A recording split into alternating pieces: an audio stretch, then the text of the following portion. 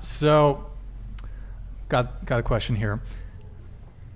Have any of you had sex with a guy, and with the No. Yeah. This is more so a question for the women, with the intention of pursuing it further, but he either fuck zones you, so he doesn't have any interest in a relationship, or he ghosts you, or just loses interest after the first time you guys sleep together. No, I haven't. Never had that happen. No. Never had that happen. No. So every guy you've gone with, it's proceeded. Yes. Okay.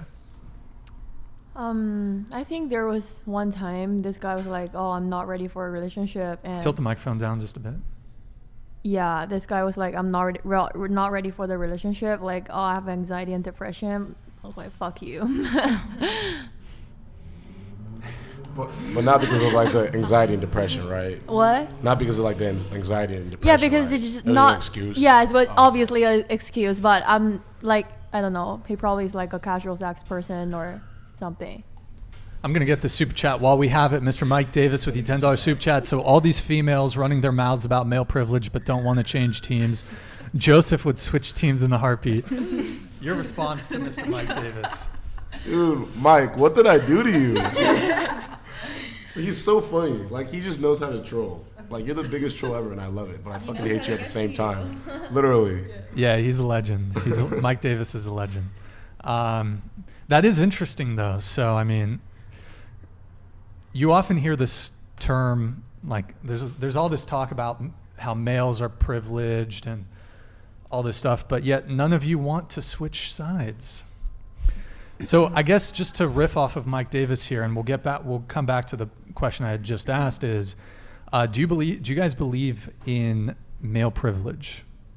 Or or maybe perhaps a better question is, do you think overall men are more privileged than are women? Go ahead. I don't want to start anything. I feel like... Do it. Start it. Yes. Start it. I feel like yes. When it comes to sports, when it comes to employment, wage, everything to do with that. Okay, maybe not everything. Okay. Okay. What do you mean by But sports? definitely sports. Like in terms of like WNBA and NBA, everybody chooses to watch NBA. Yes. What? Because WNBA is boring. I get it. But still, they should be paid the same amount, I feel like. Training is hard. Okay, so you think the WNBA should be paid the same amount as the NBA? I feel like... The players? I feel like not the same, just because... What you just said. Well, hold on, you just said... Not the same, but definitely more, for sure. They should be paid more. Yes. Okay. I want to go around the table really quick on that specific thing. Yes or no, do you think the WNBA, the Women's National Basketball Association, should be paid the same as the NBA, the men's league? I don't watch that a lot, but Yes, just yes or no. no. Hensley. No. I did with my dad, but that's it. You'd what? Like once.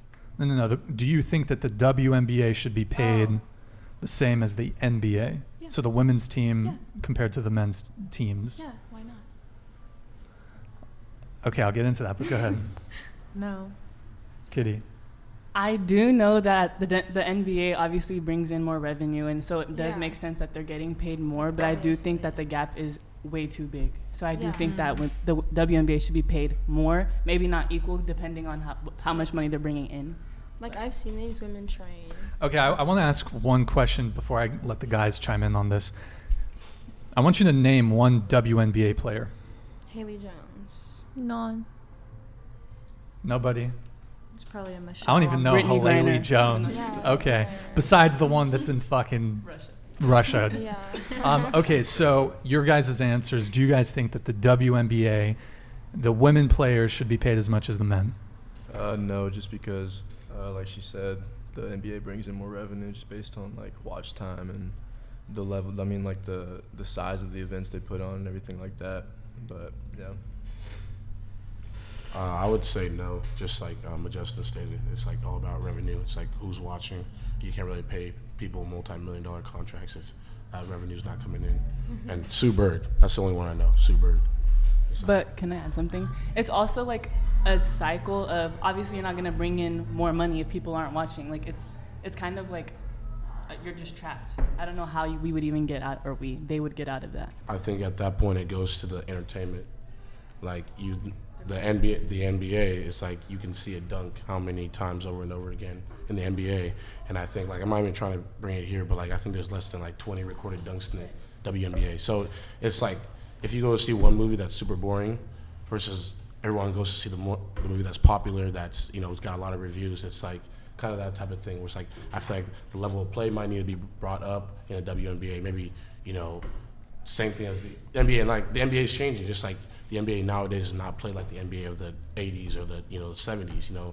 You have athletes who are way bigger who are playing at the same level as the skill guys were playing. So I think that's another thing that's going to have to come along, is like maybe the skill level, or not just skill level, but just the entertainment aspect of it. Maybe they got to play faster, quicker, just like every other sport. Everyone wants to see quicker and faster and bigger. I don't know. Did you want to respond to him, or? Like in terms of like refs too, like there's more women like refs now, and then people like on the board like actually speaking. So it's really cool to see like females, really, I don't know, coming into like that employment and like that space, which is normally like very male based. Same with football as well. So, okay, so I mean, the fact of the matter is that the NBA subsidizes the WNBA. There's nothing preventing women from going to the games, buying the jerseys, watching the WNBA when it's televised. The fact of the matter is it's just not as entertaining as the NBA. And they're just, if I'm going to get called sexist, but the fact of the matter is that there's a male physical advantage. It's, sorry guys, we have a motorcycle passing by. So men can jump higher, men can run faster. So I suspect it's more exciting to watch the NBA. I don't really watch it, but there's not a demand for the WNBA. And the fact of the matter is the NBA is subsidizing. The WNBA operates at a loss. So, I mean, how far can we take this argument though? Should we be subsidizing male strippers? Because I don't think there's any male strippers out there really. So what about male models? Their opportunity to make money is dwarfed by the money that male or women models make, and there's all kinds of discrepancies. I mean, and it's interesting though that you bring in that there should be more women on the boards of these companies. Well, you don't often hear women saying that there should be more iron workers. I don't know if you guys know what iron workers are, but they're basically the men that scale the skyscrapers and build the buildings. I think it's about 98% of men in those jobs. You don't often hear people saying we need more women in undesirable jobs. You guys just want the comfortable, air-conditioned office jobs. Okay, I think I've thoroughly triggered everyone.